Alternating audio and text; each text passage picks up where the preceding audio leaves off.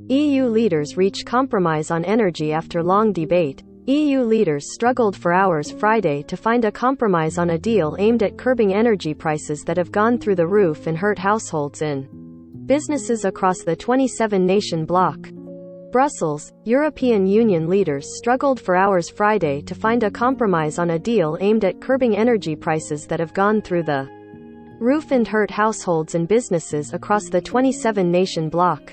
There was a clear rift between the bloc's southern and northern nations during the day-long talks in Brussels, with Mediterranean countries led by Spain pushing for intervention on the market with measures like price caps, while Germany and the Netherlands resisted drastic options.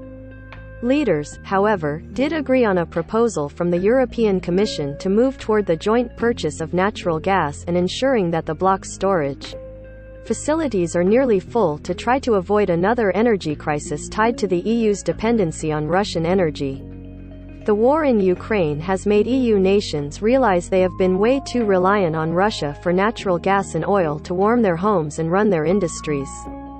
Earlier in the day, the United States and the EU announced a new partnership to reduce the continent's reliance on Russian energy. Under the plan, the US and other nations will increase liquefied natural gas exports to Europe by 15 billion cubic meters this year. Even larger shipments would be delivered in the facing protests at home from farmers, truckers and the fishing industry. Spanish Prime Minister Pedro Sánchez had put forward plans to the EU to decouple electricity from gas prices. Yet the radical options failed to gather an immediate consensus.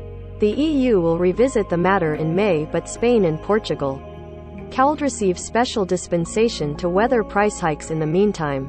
The Iberian Peninsula has a very special situation. Their energy mix is with a high load of renewables. This is very good, EU Commission President Ursula von der Leyen said after the summit.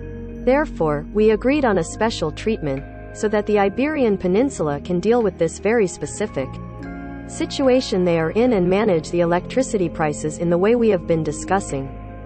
French President Emmanuel Macron said divergent views within the Council paved the way for the very long debate, because the different states' interests in energy models are not the same. With energy prices high and supplies low, the EU is looking at its last crisis, the COVID-19 pandemic, as a blueprint.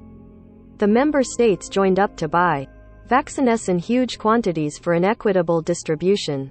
The root cause of high electricity prices is, in big part, high and volatile gas prices, von der Leyen said. So we will join forces, pool our demand and use our collective bargaining power when purchasing gas. In addition, we must complete pipeline infrastructure and ramp up our storage. This will be our insurance policy against supply disruption. It's also time to look at the design of our energy market. Europe was already facing a tricky test before Russia's invasion because of an outlook for slowing economic growth accompanied by surging inflation, which is being driven by high energy prices. The European Commission has predicted that the bloc's economic growth would slow from 5.3% last year to 4% this year and 2.8% in 2023. EU leaders agreed in principle at a March 11 summit to phase out dependency on Russian gas, oil and coal imports by 2027. The EU currently imports 90% of the natural gas used to generate electricity, heat homes and supply industry, with Russia supplying almost 40% of EU gas and a quarter of its oil. Sylvie Corbett in Paris contributed to this report. Follow all AP stories on the effects of the war in Ukraine at https://apnews.com/hub/Russia-Ukraine.